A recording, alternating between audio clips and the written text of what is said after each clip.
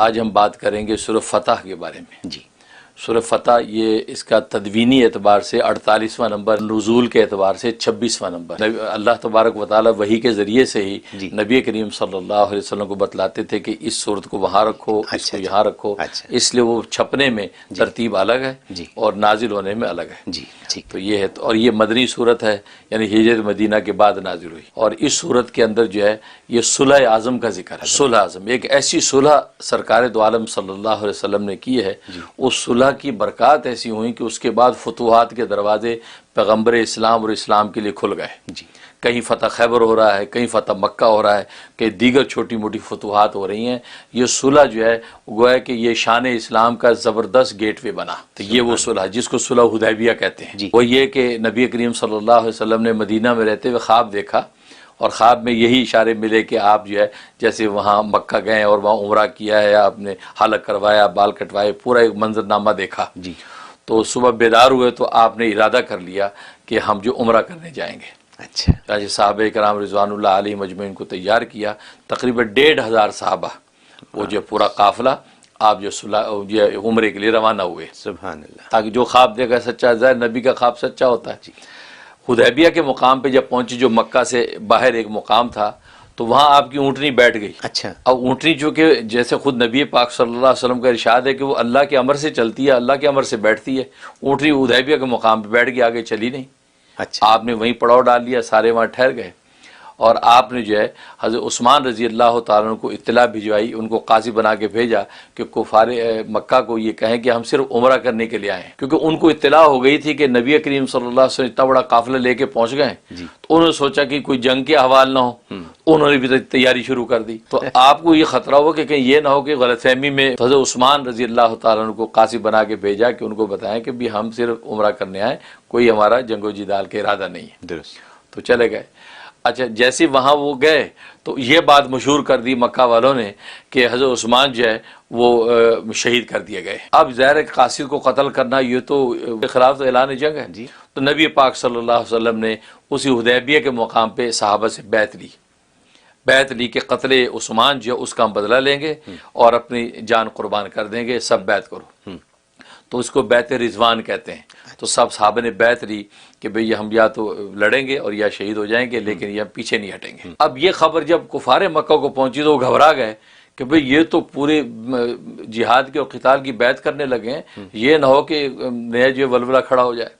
انہوں نے جلدی سے اپنے لوگ بھیجے اور کہا کہ بھئی یہ عثمان جو ہے وہ زندہ سلامت ہے، ان کو واپس بھیج دیا۔ عثمان رضی اللہ عنہ آ گئے، اور اس کے بعد انہوں نے قاصد کفار نے اپنے بھیج دیے، کہا کہ جا کر گفتگو کرو اور کہو کہ کوئی بات نہیں، ہم اس سال جو ہے آپ واپس چلے جائیں، اگلے سال آ کر عمرہ کر لیں۔ اس کے لیے صلح نامہ ایک تیار کر کے لائے۔ اچھا، اس صلح نامہ کے اندر شرائط بظاہر ایسی رکھی جس میں مسلمانوں کی تذلیل ہو رہی تھی، یہ صلح نامہ لے کر آ گئے۔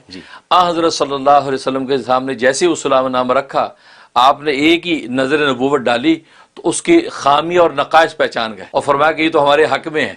آپ نے فرمایا لاؤ سائن کرتے ہیں۔ اب عام مسلمانوں جب دیکھا کہ یا رسول اللہ صلی اللہ علیہ وسلم یہ تو ذلت کی بات ہے کہ یہ کہہ رہے ہیں کہ ابھی آپ واپس چلے جائیں اور اگلے سال آئیں، بغیر اسلحے کے آئیں اور صرف 3 دن عمرہ کر کے یہاں سے واپس چلے جائیں۔ ایک یہ شرط اس میں تھی، ایک یہ کہ کوئی اگر مسلمان ہو گیا اور مسلمان ہو کر جو وہ مدینے چلا گیا مکہ سے، تو آپ اس کو واپس کریں گے، ہمیں ہمارے حوالے کریں گے۔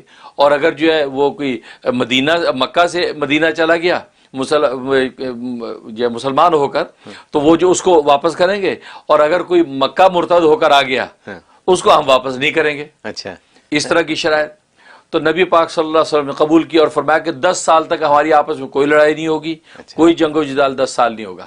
آپ نے سب پہ سائن کر دیا۔ اس پر جو ہے عام جو مسلمان تھے انہوں نے بڑی تشویش اور بڑا غم و غصہ کہ یار یہ تو ہم تو دب کر ہم نے تو صلح کی ہے، ہمیں تو اس وقت مقابلہ کرنا چاہیے تھا اور ابھی عمرہ کر کے جانا چاہیے تھا، جبکہ خواب بھی آپ نے دیکھا۔ ایون بعض جذباتی جوشیلے نوجوان صاحب نے کہا یا رسول اللہ آپ نے خواب نہیں دیکھا کہ آپ نے عمرہ کی؟ اور میں کہا خواب دیکھا، اور آپ کا خواب سچا نہیں تھا؟ ہاں سچا تھا، تو پھر کیوں نہیں عمرہ ہم کر رہے؟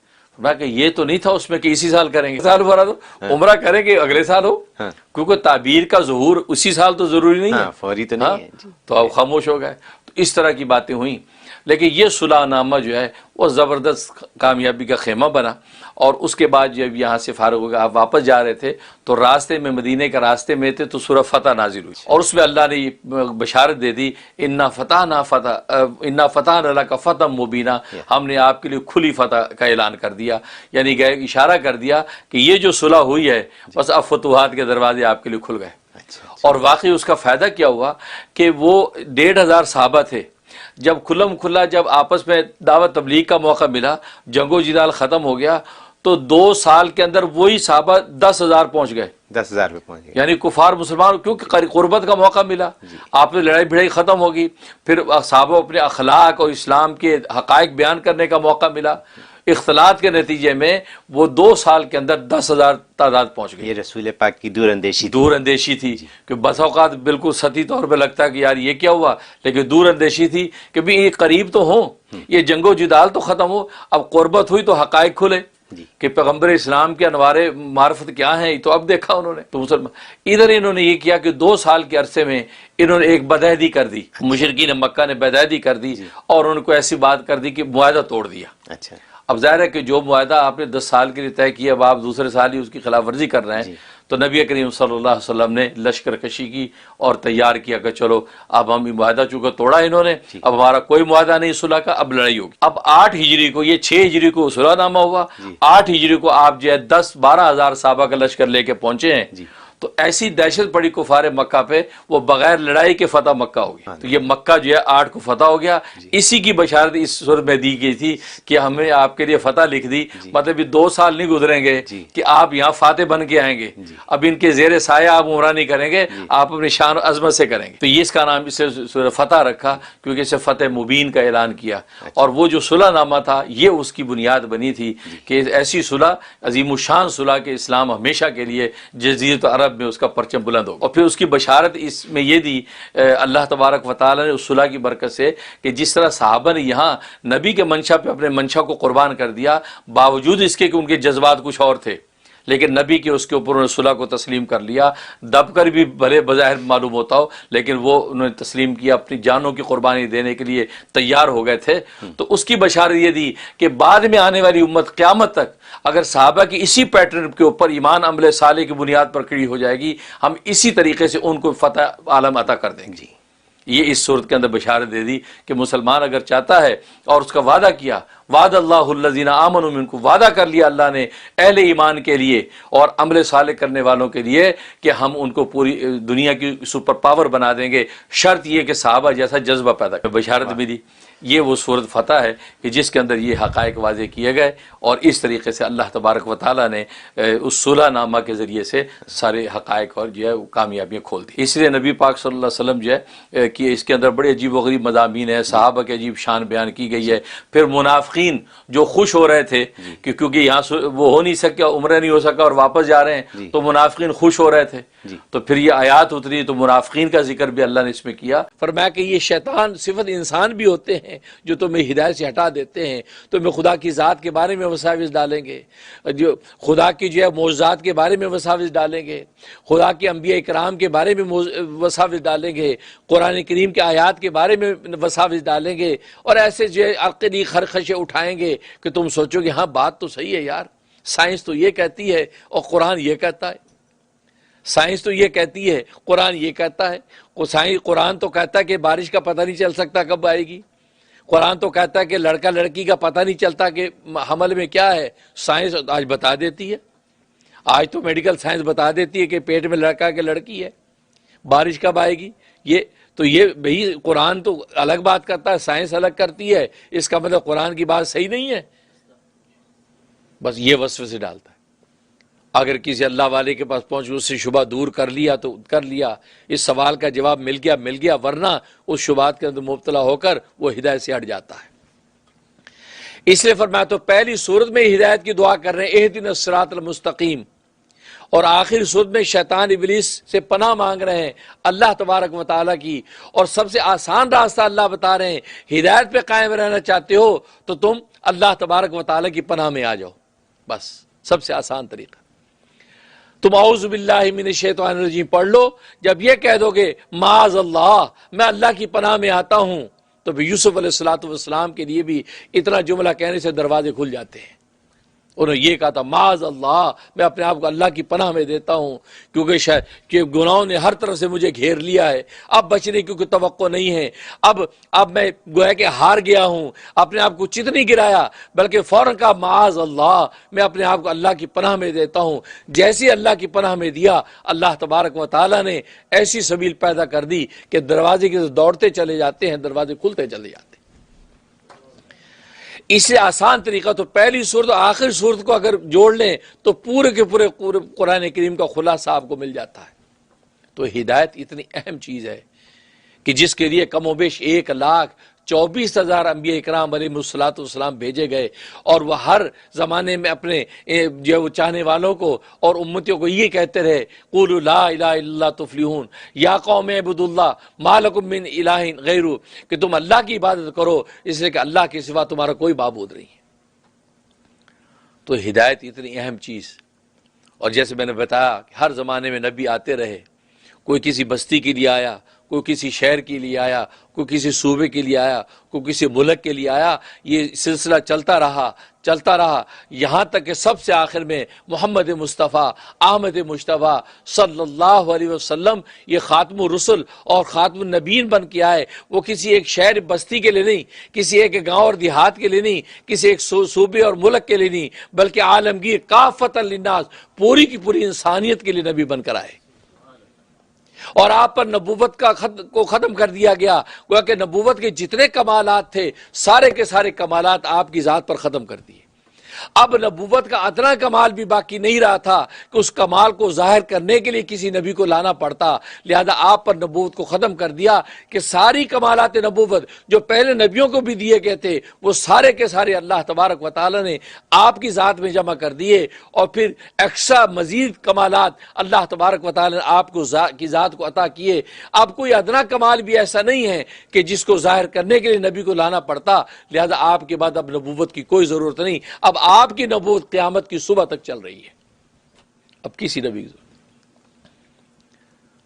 تو یہ ہدایت اتنی اہم چیز، اور ہدایت اللہ تبارک و تعالی نے انسان کے لیے اہم نہیں رکھی بلکہ حیوانات، جنات، دوسروں کی چیزوں کو بھی ہدایت دی، یہاں تک کہ جمادات، معدنیات، نباتات، یہ درخت ہمیں نظر آتے ہیں، ہمیں بے جان نظر آتے ہیں، اینٹ پتھر بے جان نظر آتے ہیں، پہاڑوں کے سلسلے بے جان نظر آتے ہیں، یہ وسیع زمین بے جان نظر آتی ہے، اس کے ذرات ہمیں بے جان نظر آتے ہیں، یہ ہمارے لیے بے جان ہیں، اللہ تبارک و تعالیٰ کے سامنے تو زندہ ہیں، لہذا اللہ تبارک و تعالیٰ ان سب کو ہدایت عطا فرمائی۔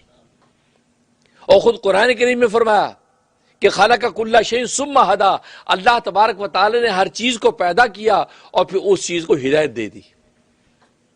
بس فرق یہ ہے کہ انسانوں کی جو ہدایت ہے وہ ہدایت اختیاری ہے، اور ان تمام مخلوقات کی جو ہدایت ہے ہدایت اضطراری ہے، مطلب وہ چاہے نہ چاہیں وہ ہدایت ان کے اندر بلٹ ان ہے۔ نباتات میں ہدایت بلٹ ان ہے، حیوانات میں ہدایت بلٹ ان ہے، جمادات اینٹ پتھر میں ہدایت بلٹ ان ہے، بس اس ہدایت کے مطابق چاند سورج ستارے یا آسمانوں کے سارے فلکیات کے نظام ان کے اندر وہ ہدایت بلٹ ان ہے، اس ہدایت کے تحت چل رہے ہیں جو اللہ تبارک و تعالیٰ ان کے اندر پٹ کر دیے، بند کر دیے۔ اس کو اضطراری ہدایت کہتے ہیں، وہ چاہے نہ چاہے ان کو ہدایت ہے، اس ہدایت کے بعد زندگی گزارتے ہیں۔ ورنہ آپ ایک لمحے کے لیے سوچیں، جانور بیمار بھی تو ہوتے ہیں، جنگلوں کے اندر جانور رہتے ہیں بیمار بھی تو ہوتے ہیں، وہ کس طبیب ڈاکٹر سے دوا لینے آتے ہیں؟ زخمی بھی تو ہوتے ہیں، وہ کس ڈاکٹر طبیب سے مرہم لینے آتے ہیں؟ اس کا مطلب یہ کہ حیوانات میں اللہ تبارک و تعالی نے نظام بنا رکھا ہے، ان کی ہدایت ان کی غذا کی بھی ہدایت کی، ان کی جو ہے دوا کی بھی ہدایت کی ہے، تمہاری غذا کیا ہے وہ کھاتے ہیں اور تمہاری دوا کیا ہے وہ کھاتے ہیں۔ چنانچہ ماہرین نے لکھا ہے بلی کو بد ہضمی ہو جائے، جیسے آج ہمیں بد ہضمی ہو جائے ہم فوراً جو گولی کھاتے ہیں، کارمینا کی گولیاں کھا رہے ہیں، یا کسی ڈاکٹر کے پاس جا کر جو کوئی سیرپ لے رہے ہیں کہ جی بد ہضمی ہو گئی ہے، یا اینو جو ہے وہ پانی میں گھول کے اینو کا گلاس پی رہے ہیں کہ جی بد ہضمی ہو گئی ہے۔ لیکن بلی کو جب بد ہضمی ہوتی ہے وہ مجھ سے اور آپ سے آ کے دوا نہیں مانگتی، بلکہ اللہ نے اس کو یہ ہدایت عطا فرما رکھی ہے کہ وہ گھاس کھاتی ہے، گھاس کھاتی ہے، جیسے بکری گھاس کھاتی ہے، وہ گھاس کھانے لگتی ہے، اللہ تبارک و تعالی اس گھاس کے ذریعے اس کی بدن بھی دور کر دیتے ہیں۔ تو یہ پورے جانوروں کے اندر عجائبات ہیں۔ اب شہد کی مکھی دیکھو، اس کو اللہ نے ہدایت دے رکھی ہے، اس ہدایت کے مطابق چھتا بناتی ہے اور پھولوں سے رس چوستی ہے۔ کن پھولوں سے رس چوسنا ہے، کن پھولوں سے نہیں چوسنا، یہ بھی ہدایت اللہ نے ان کو دے رکھی ہے۔ اور پھر ان کے امیر جو یعصوب، ان کی ملکہ، وہ سب کی نگرانی کرتی ہے۔ یہاں تک ان کے بڑے عجائبات لکھے ہیں شہد کی مکھی کے، ان کے اندر جاسوسی کا پورا ایک نیٹ ورک ہوتا ہے، اور اتنا اسٹرانگ نیٹ ورک جاسوسی کا، اگر کوئی مکھی کسی کڑوے پھول سے رس چوس لے، کڑوے پھول سے رس چوس لے، تو وہ جو جاسوسی کا نیٹ ورک ہوتا ہے، وہ ایجنسیاں اس کو پکڑ لیتی ہیں، پکڑ اس کو ہلاک کر دیتی ہیں۔ اس لیے آپ دیکھیں کہ جہاں چھتے ہوتے ہیں وہاں کچھ مکھیاں مری ہوئی نظر آئیں گی آپ کو۔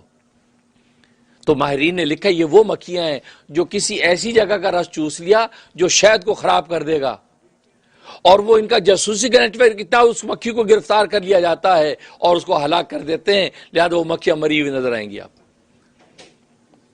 اور پھر وہ چھتا آپ دیکھ رہے، چھتا جو بنتا ہے کس انداز کا چھتا، اس کے جو ڈبے ہیں، آج کی انجینئر، وہ انجینئر حیران ہوتے ہیں کہ یہ ڈبے جو بنائے، یہ مخروطی انداز کے ڈبے، یہ تو ہم نے انجینئر پڑھ پڑھ کے جا کے ہم نے اس کی حکمت کو سمجھا، اور یہ شہد کی مکھی پہلے سے بنا رہی۔ تو یہ تو ایک شہد کی مکھی، اسی طریقے سے اللہ تبارک و تعالی نے ہر جانوروں کو ہدایت عطا کر رکھی ہے، لیکن ان کی ہدایت اضطراری ہے، اللہ تبارک و تعالی ان کے وجود میں ڈال دی ہے، وہ اس کے ڈائریکشن مطابق چلتے ہیں۔ لیکن انسانوں کی ہدایت اختیاری ہے۔ اختیاری کا مطلب یہ خود اپنی مرضی سے اس کو اختیار کرے گا تو یہ ہدایت پہ قائم رہے گا، اگر اس کو اختیار نہیں کرے گا تو گمراہی میں جا گرے گا۔ اور یہی اس انسان کا امتحان ہے کہ یؤمنون بالغیب، کہ یہ غیب پر ایمان رکھتا ہے، مخبر صادق کے کہنے پر ایمان رکھ کے یہ کلمہ پڑھتا ہے، اشہد ان لا الہ الا اللہ واشہد ان محمد رسول اللہ، یہ مخبر صادق نے جو خبر دے دی اس کے مطابق عمل کرتا ہے۔ تو یہ ہدایت خود اختیار سے حاصل کرتا ہے۔ جب اختیاری ہدایت ہے تو اختیاری ہدایت جب حاصل کرتا ہے تو اللہ اس کو انعام کا مستحق قرار دیتے ہیں، لہذا کل روز قیامت میں اللہ کے سامنے جب پیش ہوتا ہے تو اللہ تبارک و تعالی اس کے لیے جنتوں کے دروازے کھول دیتے ہیں، کیونکہ اپنے اختیار سے ہدایت پر آیا۔ لیکن حیوانات کے لیے جنتوں کے دروازے نہیں ہیں، جمادات نباتات کے لیے جنتوں کے دروازے نہیں ہیں، کیونکہ یہ تو اضطراری ہدایت پر ہے، لہذا ان کی اس اضطراری ہدایت پر اجر و ثواب بھی نہیں ہے۔ یہی وجہ ہے کہ حدیث میں جیسے کہ آتا ہے کہ اللہ تبارک و تعالی تمام مخلوقات کو، جن و انس کے علاوہ ساری مخلوقات کا آپس کا حساب کتاب مکمل کرنے کے بعد کہے گا کونی ترابا، تم سب کے سب مٹی ہو جاؤ، سب مٹی ہو جائیں گے بس۔ یعنی بے سینگ بکری کو سینگ والی بکری نے دنیا میں اگر ٹکر ماری ہوگی اور دنیا میں ظاہر اس کا بدلہ نہیں ملا، تو اللہ تبارک و تعالی اس بے سینگ بکری کا انتقام اس سینگ والی سے لیں گے، اس بے سینگ کو سینگ دے دیں گے اور سینگ والی کو بے سینگ کر دیں گے، اب وہ اس کو ٹکر مارے گی۔ اللہ اتنا انصاف عدل، کیونکہ وہ یوم انصاف ہے، یوم الفصل ہے، یہ تک کہ انصاف مکمل کروانے کے بعد ساری مخلوق کو کہا کونی ترابا، تم سارے کے سارے مٹی ہو جاؤ۔ اسی نظارے کو دیکھو تو ابلیس کہے گا جو سورۃ النبا میں فرمایا ہے، یقول یا لیتنی کنت ترابا، وہ ابلیس کہے گا کاش میں بھی مٹی ہوتا۔ اس کے دو مطلب ہیں، ایک مطلب ہے کہ جیسے آدم مٹی کا بنا ہوا ہے، میں بھی مٹی کا بنا ہوتا تو میں تکبر، آگ کے تکبر کو اختیار کر کے راندہ درگانا ہوتا، آدم جیسے جھک کے وہ پا گیا جو میں گردن اٹھا کے نہ پا سکا۔ کاش میں بھی مٹی کا بنا ہوتا۔ یہ آگ کے نشے میں میں نے تکبر کیا اور خدا سے میں نے کہا کہ انا خیر منہ، میں آدم سے بہتر ہوں، خلقتنی من نار خلقتہ من طین، اس لیے تو نے مجھے آگ سے پیدا کیا ہے۔ آگ میں نسبت صعودی پائی جاتی ہے، وہ بلندیوں کو پکڑتی ہے، اور مٹی میں نسبت تصفری پائی جاتی ہے، وہ پستیوں میں گرتی ہے۔ تو بلندی کی نسبت والا پستی کی نسبت والے کے سامنے کیسے سجدہ کر سکتا ہے؟ یہ بات تو عقل کے خلاف ہے۔ اللہ سے اس نے یہ بحث کی، انا خیر من، میں اس سے بہتر ہوں، یہ بات کہی۔ تو وہاں پر یہ پچھتائے گا کہ ہو یقول یا لیتنی کنت ترابا، کاش میں بھی مٹی ہوتا، آدم جیسے مٹی کا تھا، میں آگ کا نہ ہوتا، آگ نے مجھے دھوکے میں ڈالا، اس تکبر کی وجہ سے آج میں جہنم کے اندر جاؤں گا۔ اور دوسرا مطلب یہ کہ یا لیتنی کنت ترابا، کہ اس کا مطلب ہے کہ وہ جانور جو حیوانات، معدنیات اور جمادات اور نباتات سب کو اللہ تبارک و تعالی مٹی جو بنا دیں گے تو وہ تمنا کرے گا کاش میں بھی ان میں سے ہوتا، میں جنات میں سے نہ ہوتا کہ جو نشے کے اندر اپنی طاقت کے نشے اور میں غرور کا شکار ہوا، میں بھی یہ کوئی جانوروں میں سے ہوتا تو آج میں بھی مٹی بن جاتا اور جہنم کی ہولناک آگ سے بچ جاتا۔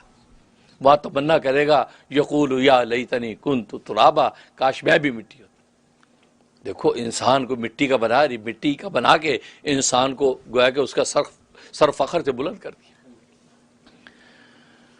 تو یہ تو حقیقت یہ تو اللہ تبارک و تعالیٰ نے اسی انداز سے ہدایت جو ہے دنیا کے اندر تقسیم کی۔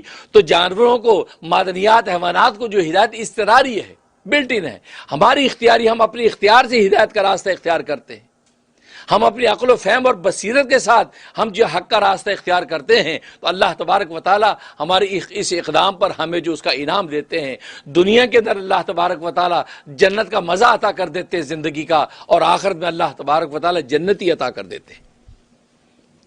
تو ہماری ہدایت اختیاری ہے، اور ظاہر ہے جیسے میں نے کہا ہر نبی اپنے زمانے میں ہدایت کا راستہ بتاتا رہا، سب سے آخر میں سرکار دو عالم صلی اللہ علیہ وسلم ختم نبوت کا تاج پہن کے آئے، آپ نے بھی ہدایت کا راستہ عطا فرمایا۔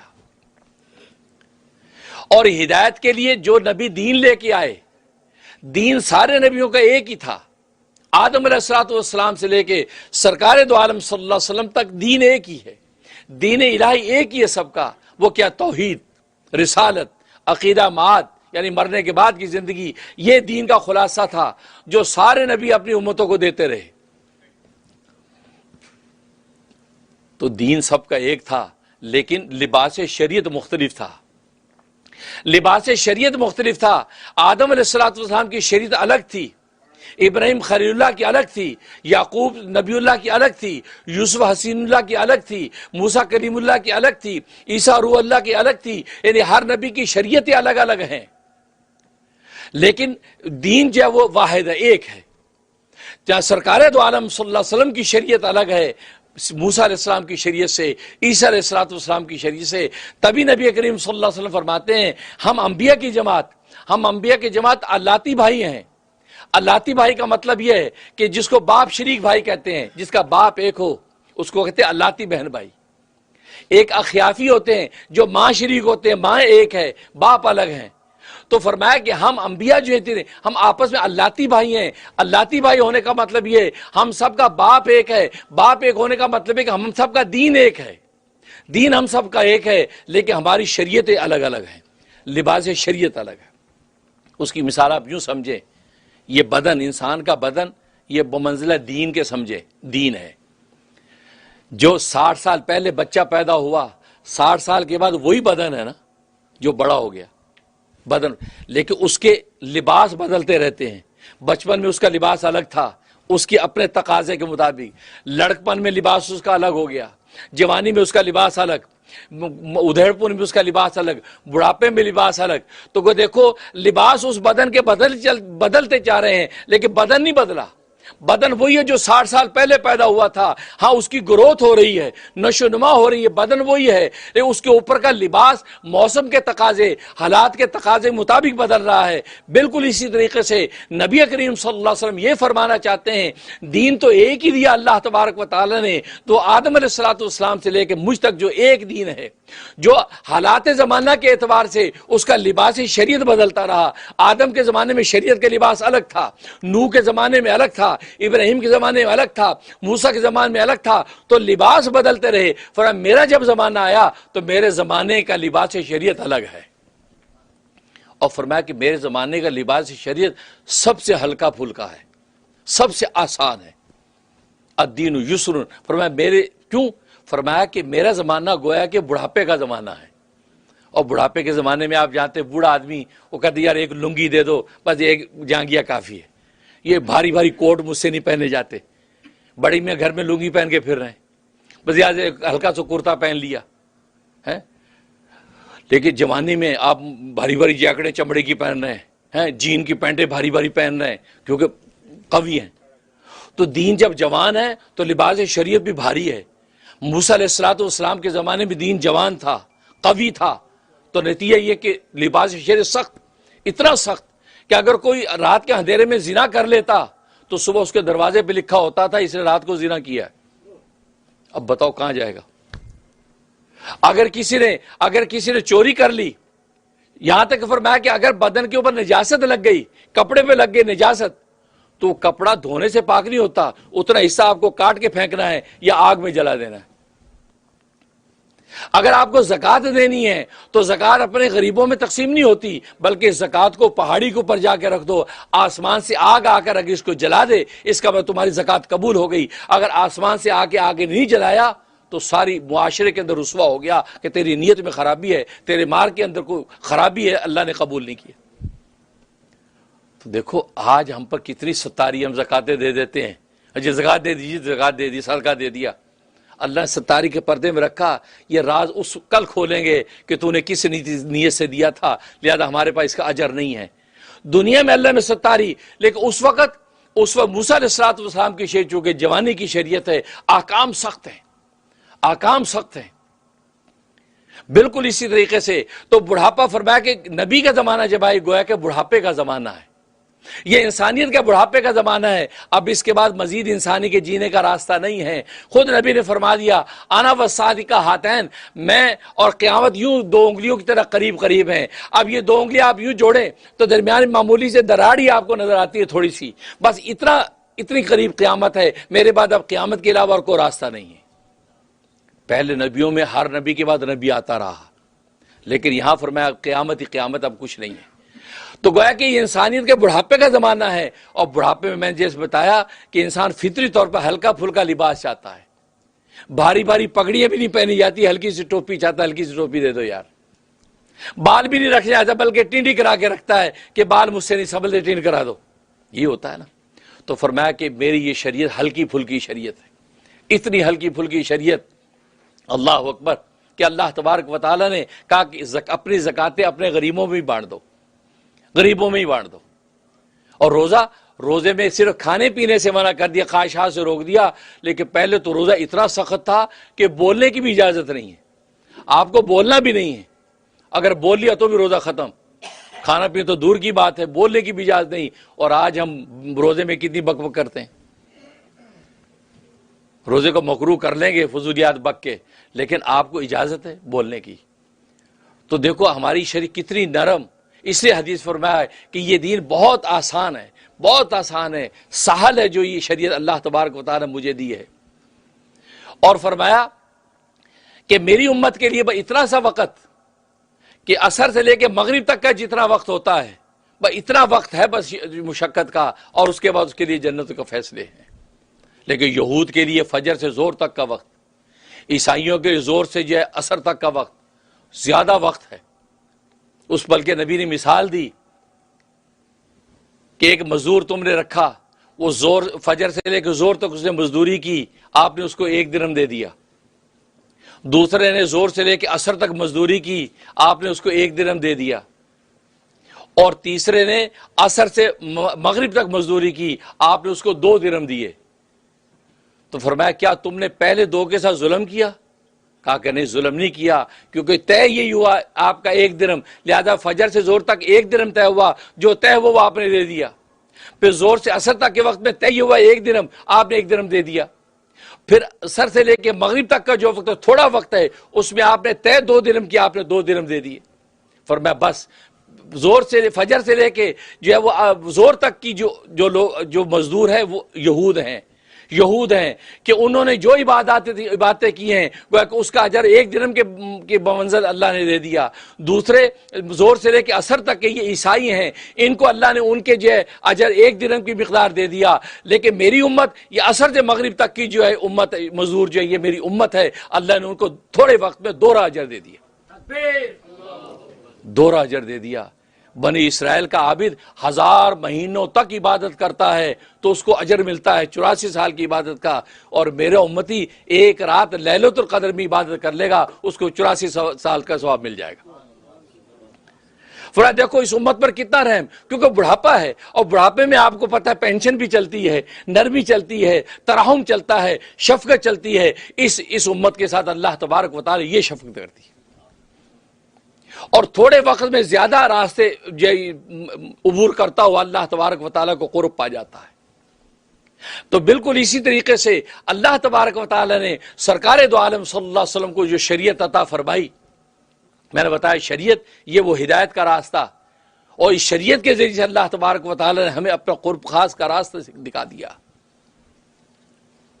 اور اسی شریعت کا ایک حصہ رمضان کے روزے ہیں، جو میں نے آیت تلاوت کی، یا ایھا الذین آمنوا، اے ایمان والو، کتب علیکم الصیام، تم پہ روزے فرض کر دیے گئے، لکھ دیے گئے ہیں، کما کتب علی الذین من قبلکم، جیسے پہلے لوگوں پر لکھ دیے گئے تھے۔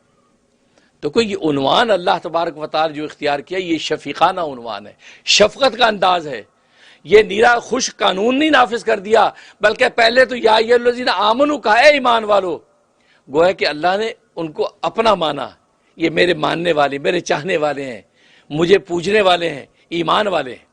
اس کے بعد کہا تم پہ روزے فرض کر دیے گئے ہیں، یہ کہہ کے ان کو ڈرایا نہیں بلکہ تسلی دی کہ گھبرانے کی ضرورت نہیں۔ اسی طرح پہلی قوموں پر بھی فرض کیے تھے، انہوں نے بھی روزہ رکھا، وہ کوئی ہلاک نہیں ہو گئے تھے، ایسے تم پہ روزہ فرض کیا۔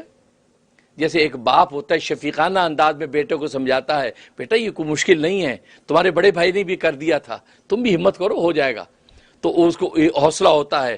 تو اللہ تبارک و تعالی شفیقانہ انداز کے اندر یہ عنوان اختیار کر رہے ہیں، اور روزہ جبکہ بظاہر بڑی بھاری چیز نظر آتا ہے، تو انسان فطری خواہشوں سے بھوکا رہے، فطری خواہشوں سے پیاسا رہے، فطری خواہشات سے دور رہے، تو بظاہر آسان نہیں ہے، لیکن اللہ تبارک و تعالی کی اس شفقت کا نتیجہ ہے کہ آج ایک مسلمان جب روزہ رکھتا ہے تو وہ روزہ اس کے لیے کس قدر آسان ہو جاتا ہے۔ اور نبی فرماتے ہیں کہ روزے دار کو اللہ میاں کھلاتے اور پلاتے ہیں، یعنی اللہ میاں کھلاتے پلاتے ہیں، اس کھلانے پلانے کا اثر ہوتا ہے کہ ہم روزے کے اندر روزے کو سہار جاتے ہیں، ورنہ بغیر روزے کی حالت میں ہم عام حالات میں بھوک برداشت نہیں کرتے، 1 گھنٹہ لیٹ ہو جائے تو مرنے لگتے ہیں، پیاس برداشت نہیں کرتے، گھر میں جھگڑا شروع ہو جاتا ہے کہ کھانا نہیں لگا ابھی تک، بھوک سے سر چکرا رہا ہے۔ لیکن روزے کی حالت میں 16 گھنٹے کا روزہ، 22 گھنٹے کا روزہ، 15 گھنٹے کا روزہ پورا گزارتے ہیں، اور چپ اللہ کے ذکر اور یاد میں لگا ہوا ہے۔ یہ کیا بات ہے؟ یہ باطنی طور پر مانوی انداز سے اللہ تبارک و تعالی ہمیں کھلا پلا رہے ہیں، ہر روزے کو مکمل کر رہے ہیں۔ اس لیے فرمایا کتب علیکم کما کتب علی الذین من قبلکم لعلکم تتقون، یہ روزہ کیوں تم پہ فرض کیا؟ تاکہ تم تقوی والے ہو جاؤ، یعنی اللہ سے ڈرنے والے بن جاؤ بس، اور اللہ سے انسان ڈرتا رہے، بیڑا پار ہو جائے گا، جری نہ ہو، جرت نہ دکھائے، جسارت نہ کرے، کہ اللہ کو جسارت پسند نہیں ہے۔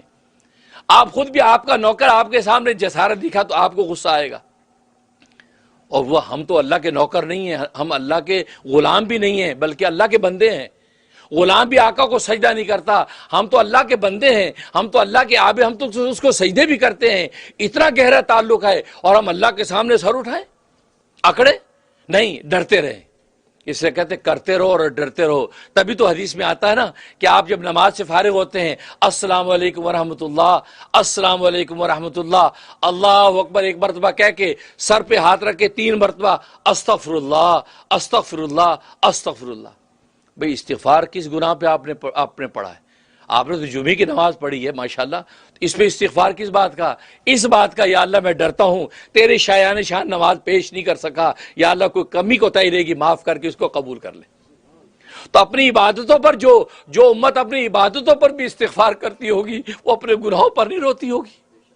اللہ کو بس یہی ادب پسند ہے، عبادتوں پر استغفار کرنا جب ہم نے سیکھ لیا تو ندامتوں پہ رونا کیسے نہیں آئے گا، معصیتوں میں ندامت کیسے نہیں ہوگی۔ بس اللہ تبارک و تعالی نے رمضان کا مہینہ ایسا رکھ لیا کہ اس میں تمہاری مغفرت بھی ہوگی، تمہارے جنت کے فیصلے بھی ہوں گے، تمہیں جہنم سے بری کریں گے۔ شرط یہ ہے کہ تم ہاتھ پھیلاؤ، تم جھولی پھیلاؤ اور خدا کو پکارو، بس اللہ تبارک و تعالی تمہاری پکار سننے کے لیے تیار بیٹھا ہے۔ بس وہ مہینہ آ رہا ہے، اس کے لیے ابھی سے نیت کرو، ابھی سے دعائیں کرو، یا اللہ تیرے رمضان کا مہینہ آ رہا ہے، اس مہمان کی قدردانی کی توفیق عطا فرمانا، یا اللہ ہماری نیتیں خالص رکھنا، کیونکہ روزے سے مطلوب صرف ایک ہی چیز ہے، وہ اخلاص، یعنی اللہ کے لیے کوئی کام کرنے کا جو جذبہ ہے، بس اس کی تربیت ہوتی ہے روزے کی حالت میں۔ اللہ کے لیے کرنا بس، اس کے علاوہ کوئی نیت نہیں، اللہ کے لیے، یا اللہ میں اخلاص کے ساتھ ہم عبادت کر رہے ہیں، کسی سے بات کر رہے ہیں، کسی کو سلام کر رہے ہیں، عام معاشرت کے اندر بھی آپ کا خلوص قائم رہنا چاہیے، مکر نہیں ہونا چاہیے کہ آپ کسی کو عزت دے رہے ہیں اندر آپ کے مکر ہے، شرارت کی وجہ سے دے رہے ہیں، آپ کسی سے بات کر رہے ہیں اندر آپ کے مکر ہے، نہیں، آپ خلوص دل کے ساتھ، کیونکہ روزے کی تربیت میں اخلاص ہی سکھایا جاتا ہے کہ ایک شخص ایک کام اللہ کے لیے کرنا سیکھ لے، کیونکہ اپنی ذات کے لیے سارے کرتے ہیں، اور اللہ کے لیے اگر کرنا سیکھ لیا تو اس کا مطلب ہے کہ تم نے گویا کہ شریعت کی حقیقت کو پا لیا ہے۔ اور روزے میں اس لیے اللہ نے روزے کی نوعیت ایسی رکھی ہے کہ آپ اس میں دکھلاوا کر ہی نہیں سکتے، اگر کوئی ریاکاری کرنا بھی چاہے تو نہیں کر سکتا۔ اب منہ سے کہہ رہے میں روزے دار ہوں، اس میں کیا ریا کرے، کہنے سے روزے دار تو نہیں ہو گیا، اور آپ کہہ کہ بھئی اس کا کیا پروف ہے تم روزے دار ہو بھائی، ابھی نہیں کھا رہے ہو سکتا ہے پیچھے جا کے تم نے کھا لیا ہو یا بعد میں جا کے کھا لو، ٹھیک ہے نا، اس کا مطلب یہ ایسی عبادت ہے آپ اس میں ریاکاری کر بھی نہیں سکتے، کرنا بھی چاہیں تو ریاکاری نہیں کر سکتے۔ تو اللہ نے روزے میں یہی ٹریننگ ہمیں دی ہے، اخلاص یعنی اللہ کے لیے کرنا سیکھو۔ جب اللہ کی نیت کر کے اللہ کے لیے تم کچھ کر لو گے تو پھر اللہ تبارک و تعالیٰ تمہارا کس طرح بیڑا پار کرتے تم تصور بھی نہیں کر سکتے۔ تو یہ اللہ کے لیے چیز میں نے بتایا تھا، ابن عقیل رحمۃ اللہ علیہ بڑے وقت کے امام گزرے ہیں، بیت اللہ کا طواف کر رہے تھے تو ان کو بیت اللہ میں ایک ہار گرا ہوا، ایک ہار، قیمتی ہار وہ ملا، انہوں نے اٹھا لیا کہ یہ ہار پتہ نہیں کس کا ہے، اور یہ بیت اللہ اس لیے گئے تھے کہ مفلس تھے، غربت تھی، اور آپ کو پتہ ہے کہ عمرہ کریں بیت اللہ جائیں تو اللہ غربت و افلاس دور کر دیتے ہیں۔ بہت سے لوگ تو یہ سوچتے رہتے یار پیسے ہوں گے تو جائیں گے، بھائی تم جاؤ گے تو پیسے ہوں گے، آپ خرافات کے لیے قرضے مانگ لیتے ہو، تم اس عمرے کے لیے قرضہ مانگ لو کہ یار دینا، یار $2-4 ہزار قرضہ دینا، یار میں عمرے پہ جا رہا ہوں، کیوں؟ اللہ سے اپنا افلاس غربت دور کروانی ہے۔ تو عمرے کے خواص لے کے عمرہ کر لیا، اللہ کے گھر کو ہاتھ لگا کے آ گئے، اللہ تمہاری غربت دور کر دیں گے۔ اور ہم یہ سوچتے رہتے پیسے ہوں گے تو عمرے پہ جائیں گے۔ بھائی یا تو آپ نے کبھی قرض نہ لیا ہو، ہر خرافات کے لیے، ہر الٹی سیدھی چیزوں کے لیے، گاڑی مکان دکان کے لیے قرضے لیتے ہو، اللہ کے گھر کو ہاتھ لگانے کے لیے قرضہ لے لو، اللہ اتنا غیرت مند ہے تمہارا قرضہ نہیں رہنے دے گا، تمہیں خوشحال کر دے گا۔ تو عمرہ جو دور کرتا افلاس کو، تو یہ بھی سوچ کے عمرے پہ چلے گئے۔ اب یہ ہار ملا ان کو، انہوں نے سوچا بھی میں غربت افلاس، اس سے زیادہ مجھ سے زیادہ مستحق کون ہے؟ اب ان کی نیت ذرا خراب ہوئی تو ایک جو ہے شور، ایک بندے نے جو ہے وہ آواز لگائی کہ بھائی ایک صاحب کا ایک گر گیا، ہار گر گیا، یار ہار گر گیا ہے۔ اب پہلے سوچا میں چھپا لوں، پھر سوچنے لگے کہ یار اللہ کا گھر ہے، اللہ سے کیسے چھپوں گا؟ تو شرما شرمی میں نے کہا ہاں بھائی یہ ہار میرے پاس ہے ہار، کس کا ہے؟ یہ بات کہی، ایک نبینا بزرگ وہ چلا رہا، کہتے میرا ہار ہے۔ اب یہ اور اپنے آپ کو ملامت کہ یار یہ تو اس کا مال بھی نبینا تھا، اس کو تو پتہ ہی کچھ نہیں چلنا تھا، میں اگر دبا لیتا خام خواہ میں نے یار مان لیا، خیر نبینے کو دے دیا۔ اس کے بعد وہاں سے حلہ، ملک شام کے قریب ایک حلہ مقام تھا، وہاں آ گئے عمرے کے بعد، وہاں رہ رہے تھے تو پتہ چلا کہ یہاں کے جو مسجد کے امام صاحب جو ان کا انتقال ہو گیا ہے، مسجد میں امامت کی جگہ خالی ہے، تو ان کو کسی نے کہا کہ آپ امامت کریں گے کہ مسجد کی امامت خالی کیونکہ امام صاحب فوت ہو گئے؟ ہاں بھی کر لیں گے بھائی، کہ ٹھیک ہے تم 2 وقت کی روٹی دیں گے، اتنا مشاہرہ دیں گے، تو وہ امام بنا دیا، وہ امام بن گئے وہاں۔ ابھی چند دن گزرے تو لوگوں نے کہا کہ مولوی صاحب آپ شادی شدہ نہیں ہیں؟ کہا کہ مجھے مفلس کو کون دے گا، میں غریب آدمی ہوں، مجھے شادی۔ کہا کہ نہیں، وہ ہمارے جو امام صاحب فوت ہوئے ہیں ان کی ایک صاحبزادی ہے اور جوان ہے، شادی کے قابل ہے، اور وہ بیچارے فوت ہو گیا، اب یہ یتیم لڑکی رہ گئی، اب اس کی ہم چاہتے شادی ہو جائے، تو آپ سے اچھا آپشن کیا ہے، آپ ان کے ساتھ شادی کر لیں۔ کہا ٹھیک ہے میں تیار ہوں۔ انہیں شادی کر لی تو خود فرماتے شادی ہوگی، رخصتی ہوگی، گھر میں رہنے لگے۔ 2-4 دن کے بعد میں نے دیکھا میری اس بیوی جو فرمایا بڑی وقت کی حسین جمیل خاتون دوشیزہ، اس کے گلے میں نے ہار دیکھا، یہ وہی ہار تھا جو میں نے وہاں مکے میں دیا تھا، وہی ہار۔ میں بڑا سرپرائز ہوں کہ ہے یہ وہ ہار۔ میں نے کہا کہ اللہ کی بندی یہ ہار کس کا ہے؟ کہا کہ میرا ہار ہے۔ کہتا اچھا تمہارے ابا کا نام کیا ہے؟ ان کے فلاں نام ہے۔ تمہارے ابا کے کیا حال ہوئی؟ کہا میرے ابا نابینا تھے، عالم دین تھے، مسجد کے امام تھے۔ وہی حلیہ بتایا جو حلیہ انہوں نے وہاں دیکھا تھا۔ اس نے کہا اوہو وہ تمہارے ابا تھے؟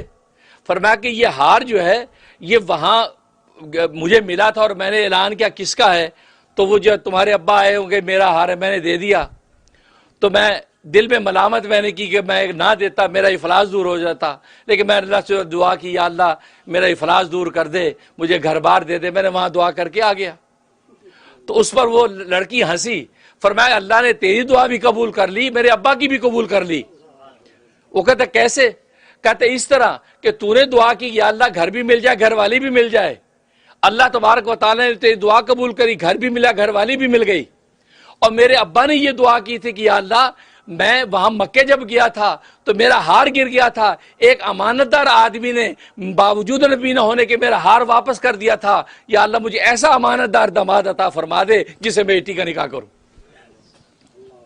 اللہ تبارک و تعالیٰ کس انداز سے جب وہاں پہنچایا، فرمایا کہ میرے ابا کی دعا قبول ہو گئی اور آج آپ میرے شوہر ہیں۔ یہ دیکھو اللہ کے لیے انسان جب کرتا ہے تو اللہ اس چیز کو زندہ رکھتا ہے، مرنے نہیں دیتا اللہ کے لیے۔ تو اللہ کے لیے جب انسان کر رہا ہے تو دیکھو بات کہاں سے کہاں پہنچتی ہے، لیکن جب اللہ کا غیر بیچ میں آتا ہے بات وہیں خراب ہو جاتی ہے۔ تو عبادتیں تو عبادتیں، عام ہماری باتوں کے اندر بھی اللہ کے سوا کوئی دوسری چیز نہ ہو کہ اللہ تیری رضا کے لیے میں نے کھایا، تیری رضا کے لیے پیا، تیری رضا کے لیے میں اس کو مل رہا ہوں، تیری رضا کے لیے۔ اسی تو حدیث میں آتا ہے جو دو مسلمان بھائی اللہ کی رضا کے لیے جب آپس میں ملاقات کرتے ہیں فرمایا ابھی جدا نہیں ہوتے کہ اللہ تبارک و تعالیٰ دونوں کے گناہ معاف کر دیتے۔ ہم آج میل ملاقات تو کرتے ہی ہیں لیکن ہمارے دنیاوی مفادات دماغ میں، یار اس سے قرضہ مانگنا ہے، یار اس سے اس کی یہ کرنا ہے، اب نہیں، پہلی نیت اللہ کے، یا اللہ تیرے لیے تجھے راضی کرنے کے مسلمان بھائی سے میں مل رہا ہوں، اس کے ضمن میں آپ کے سارے کام ہوں گے، آپ اسے بات بھی کر لیں، قرضہ بھی مانگ لیں، لیکن نیت اول اللہ کے لیے رکھو۔ نتیجہ کیا ہوگا؟ وہ جو ملاقات ایسی ہوگی ابھی جدا نہیں ہوں گے کہ اللہ تبارک و تعالیٰ گناہوں سے پاک کر دیں گے۔ اللہ سے دعا ہے کہ اللہ تبارک و تعالیٰ ہمیں جو ہے نیت خالص، جا کہ روزہ نیت کا نام ہے اور اس کے اندر اخلاص کی دولت ہے، اللہ اخلاص کے ساتھ ساری عبادتیں کرنے کی توفیق عطا فرمائے۔ اور جیسے رمضان قریب آ رہا ہے یا اللہ ہم دعا کرتے ہیں کہ رمضان کی قدردانی کی توفیق عطا فرما، اور تراویحوں میں کھڑے ہوں تیرے کلام الہی کو سنیں، یا اللہ خالص تیری رضا کے لیے ہم سنیں تاکہ کلام الہی کے حقائق ہمارے قلب کے اندر داخل ہوں، ہمارا قلب ایسا مزکر اور مصفہ ہو جائے کہ کل روز قیامت میں جنت کا مستحق بنے۔ آمین یا رب العالمین۔ آج کا خطبہ سپانسر کیا ہے ڈیلس ٹیکسس سے ڈاکٹر عماد سعید صاحب نے۔ ڈاکٹر عماد سعید صاحب کے لیے ہم دعا گوئے ہیں کہ اللہ تبارک و تعالیٰ ان کو ظاہری باطنی دولتوں سے مالا مال فرمائے، اور جو بھی ان کے نیک مقاصد ہیں اللہ تبارک و تعالیٰ ان کو نیک مقاصد میں جو وہ نیکی و تقوی نصیب فرمائے۔ اور ایک چھوٹا سا اعلان، جیسے مجھے انتظامیہ نے بتایا ہے، آپ دیکھ رہے ہوں کہ پیچھے وضو خانہ بن رہا ہے، آپ کے لیے اچھا سا وضو خانہ بنا رہے ہیں ماشاء، بیٹھنے کا بھی کھڑے ہونے کا بھی انتظام، اور اچھی ٹائل لگا کے جو ہے تقریباً 8 سے 10 ہزار تک کا اس کا اسٹیمیٹ ہے۔